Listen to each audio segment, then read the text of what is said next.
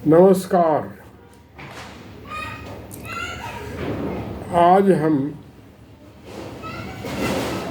मुनाफे का गणतंत्र की अगली किस्त का वाचन करेंगे। इसमें शामिल कविताएं अपेक्षाकृत छोटे आकार की हैं। बड़ी कविताएं लगभग समाप्त हो गई। यहाँ से यह संग्रह एक टर्न लेता है, मोड़ लेता है और अपेक्षाकृत छोटी कविताओं और आसान कविताओं की ओर मुड़ जाता है और ऐसा लगता है कि पहले की जटिल कविताओं की व्याख्या अब शुरू हो गई है। देखिए, अगली कविता नई जमीन।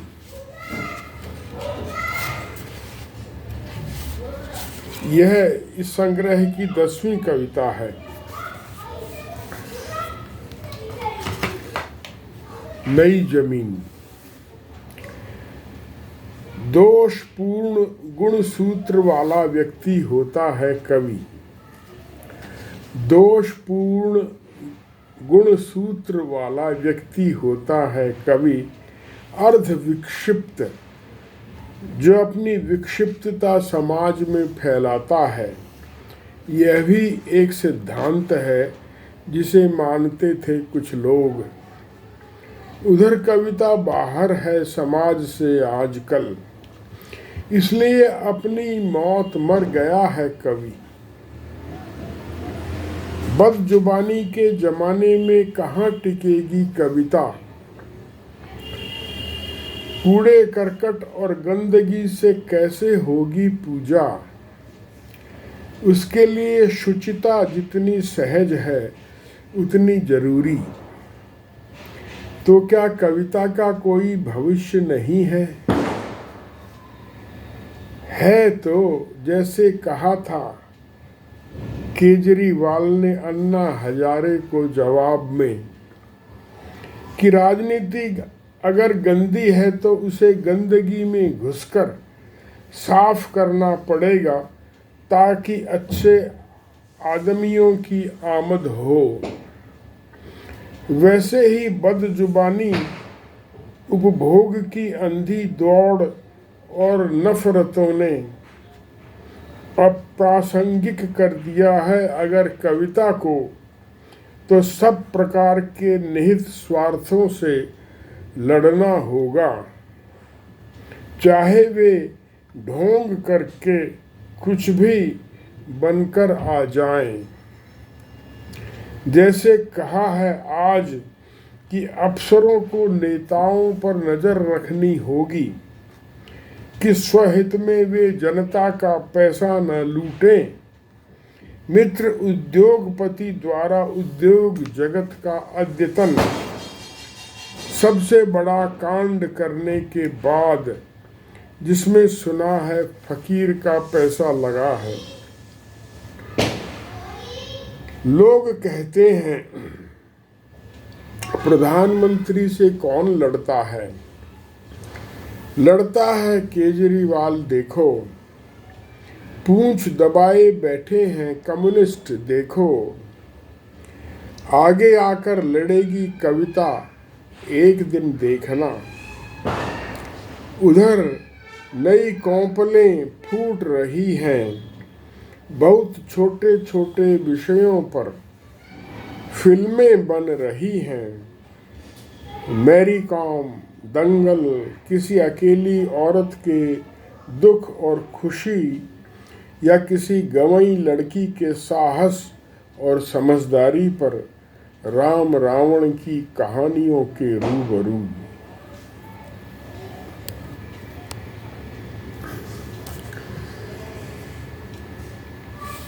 अब अगली कविता देखिए। यह उन जटिल कविताओं की आखिरी कड़ी लगती है मुझे।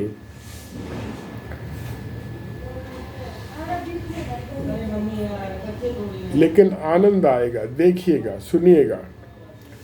शीर्षक है अश्वत्थ और कविता। अश्वत्थ पीपल के पेड़ को कहते हैं और उल्टा उगा पीपल का पेड़ गीता में एक स्थान पर आया है, उसे जगत का प्रतीक बताया है। यह अन्य हमारे धार्मिक ग्रंथों में भी पहले आ चुका है, गीता से पहले। यहाँ मेरी कविता में भी आ गया है, सुनिए। अश्वत्थ और कविता। थक गया है कवि जिंदगी से, कविता से, कहने सुनने के रास्ते बंद हो गए हैं। माफिया राज है, आवास समिति के साझा आंगन में रॉबिन और कोयल बोल रहे हैं। पास के घर में गाने बजते रहते हैं लगातार। कविताएं कमजोर बुलबुलों सी उठती हैं, ठहरा हुआ पानी सड़ रहा है। शासक दल के तिहाई सदस्यों पर आपराधिक प्रकरण हैं। प्राथमिकी लिखना उनके अनुकूल होने के बावजूद। जंतर मंतर पर अंतर्राष्ट्रीय महिला पहलवान सांसद के यौन शोषण के विरुद्ध धरने पर बैठी हैं। वह कुश्ती संघ का अध्यक्ष है। उस पर हत्या समेत 40 मुकदमे हैं। अगर किसी संघ के अध्यक्ष पर ऐसे आरोप हों तो खिलाड़ी कहाँ जाए? हताशा में एक खिलाड़ी पूछता है। विरोधी पक्ष की महिला शिक्षा मंत्री सहानुभूति दिखाती है। उसके स्कूल में मगर 2 नशेड़ी बच्चों ने अपने सहपाठी को पीट पीट कर मार डाला। कुछ दिन पहले मां रोई थी प्रधानाचार्य के आगे। एक नहीं सुनी गई उसकी। सुनी जाती तो उसका भाई जिंदा रहता। कहती है मृत सौरभ पासवान की बहन। खतरे बहुत हैं। पड़ोस के मकान में कोई गा रहा है निश्चिंत और भरपेट। स्थायी भाव, विभाव, अनुभाव, संचारी भाव, दृश्य श्रव्य एक हो गए हैं। एक हो गए हैं समाज और कवि। पाक कला, अध्यात्म, नाट्य और कविता। भरत मुनि, तुमने अच्छी युक्ति निकाली रस की। वर्ण ब्राह्मणों ने दोनों कहीं नहीं है, न गीत में न गीता में। कविता मर चुकी है। विज्ञापन बाजी जीवनी शक्ति है।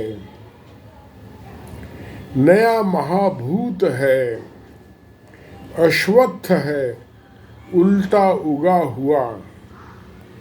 जड़ें आकाश और पाताल में फैली हुई। माफिया डालियां हैं, चकाचौंध पत्ते। कविता कुंद फरसा है।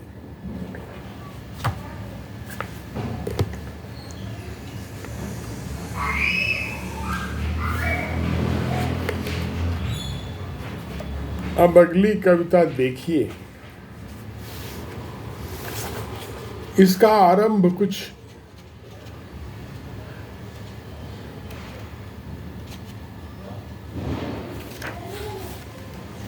क्या कहा जाए,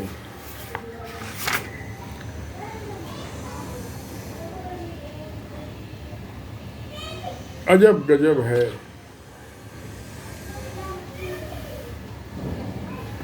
शीर्षक है क्या करोगे। व्यर्थ हो गई इंसानियत, व्यर्थ हो गया राष्ट्रवाद, व्यर्थ हो गई दया माया, गीता का निष्कर्मतावाद। बुद्ध और महावीर के आग्रह सच्चा है मार्क्स, भ्रमित हैं उसके अनुयायी जो लंपटता को मनुष्यता से अलगाने की करते हैं कोशिश। देखो देखो जो शिखर पर है उसे आज अमृत काल में, देखो उसका स्पंदन अखबारों पत्रिकाओं टेलीविज़न पूंजीवाद और ब्राह्मणवाद में, जो जाति के दूसरे नाम हैं, जो स्वयं बेईमानी का है तीसरा नाम। जाति के लिए कहा है जो स्वयं बेईमानी का है तीसरा नाम। तीसरा नाम हावी है 3000 साल से, जब ब्राह्मण दक्षता से जन्मना हो गया। हवा पानी और जंगली बेर की तरह उपलब्ध धरती मुट्ठी में आ गई। विनिमय व्यापार हो गया सीमित कुछ हाथों में, बाकी को गोला लाठी दे दिया गया 3000 साल पहले के किसी दुश्मन किसी दस्यु की तरह। शिखर पुरुष का ईमान, शिखर पुरुष की नैतिकता, शिखर पुरुष का सेवा भाव, शिखर पुरुष की पीड़ित से प्रतिबद्धता खोखली है। फिर भी वह और बड़ा हुआ जाता है। उसकी दोनों फूटी हैं मगर उसे और पता चलता जाता है।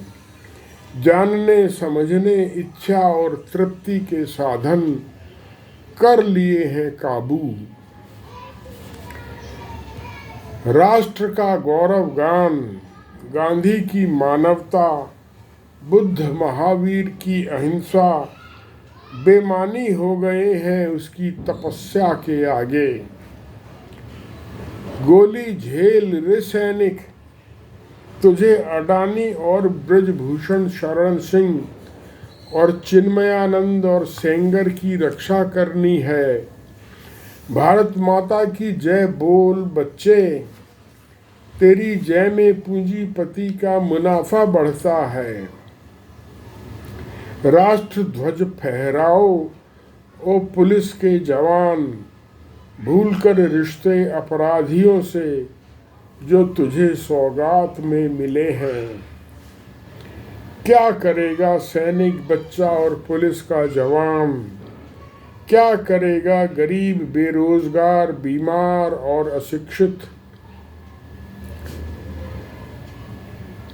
बहुत दूर खंडहर झोपड़ी झोपड़ी घरों में, धरती पर बहता पानी उसी पर मूतते हगते खाते पीते कंकड़ों में, धूप में तपे चेहरे अति सामान्य रक्तचाप के साथ जम्हाई लेते हैं और विरोधी कबीले के आदमी के आग घुसने पर उछलकर खड़ा हो जाता है साथ बहते दरिया का पानी, अनोखी रक्त आभा में।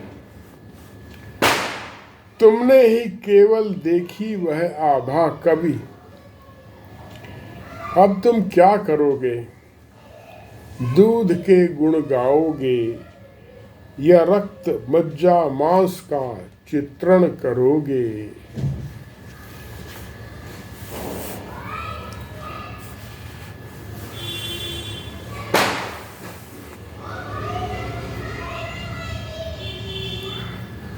पिछली कविता में कुछ व्यर्थता का भाव था, इस कविता में, अगली कविता में वह और गहरा गया लगता है।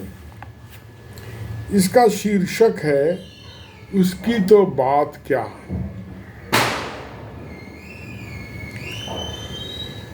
खाओ पियो मस्त रहो, जो जो फैलता जाता है रोग, सदियां बुझती जाती हैं, बुझता जाता है कभी मन, आनंद के मुक्त आकाश में उड़ान, परिंदा गटर में चला जाता है, ज्यों ज्यों बढ़ती जाती है नेता की पकड़, क्रूर अट्टहास ऊंचे हुए जाते हैं, सुनने वालों की संवेदना घटती जाती है, अंधेरी सुरंग का रुख कर लिया है कविता ने,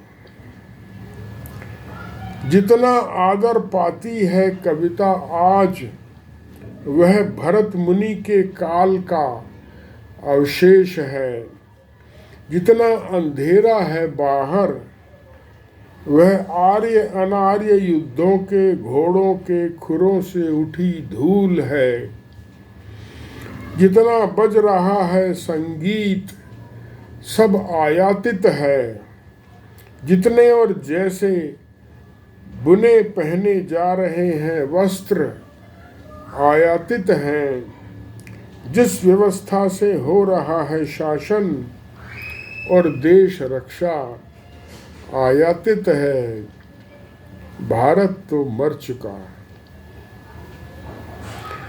3000 साल पहले धीरे धीरे जाति ने घोंटना शुरू किया था गला, कविता के जीवन पुनर्जीवन और मुक्त उड़ान की बात क्या। बताओ बताओ उसकी तो बात क्या।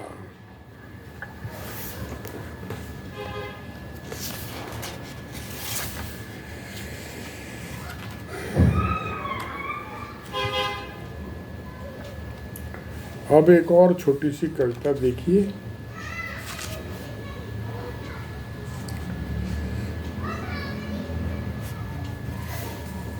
मुश्किल।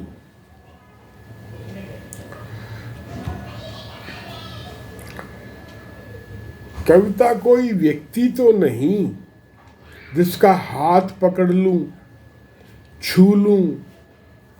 मैं कोई डॉक्टर वैद्य तो नहीं जो जुबान देखकर पेट दबाकर उसके बाहर भीतर का हाल जान लूं।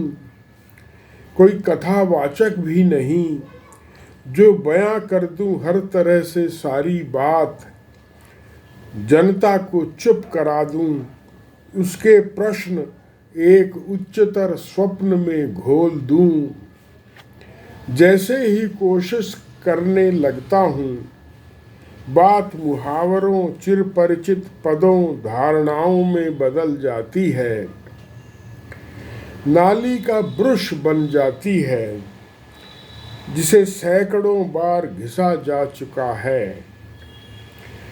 मुझे अमृता प्रीतम की कविता याद आती है जो ऐसे चौराहे पर खड़ी है जहां से हजारों रास्ते निकलते हैं मगर वह कहीं नहीं जाती।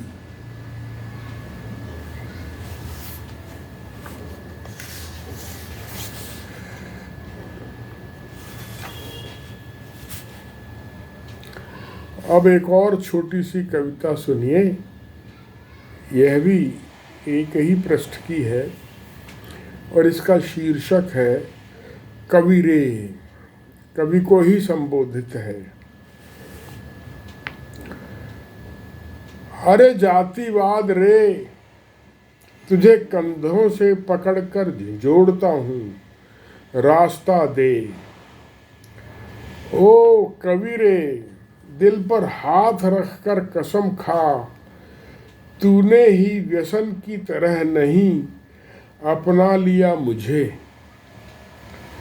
सोच कर कि अपने भाइयों की पहचान सहयोग सहायता के लिए जरूरी हूँ, पर जब मेरे बल पर जगत में पलीता लगाने निकल पड़े तो बात और हो गई। दिल पर हाथ रखकर बता ओ कबीरे, जितना तू अपनों का है उससे अधिक दुश्मन तो नहीं औरों का। बता, तेरी आत्मा को हाजिर नाजिर करके पूछता हूँ तुझसे रे कबीरे। आज के सत्र में इतना ही। धन्यवाद, फिर मिलेंगे।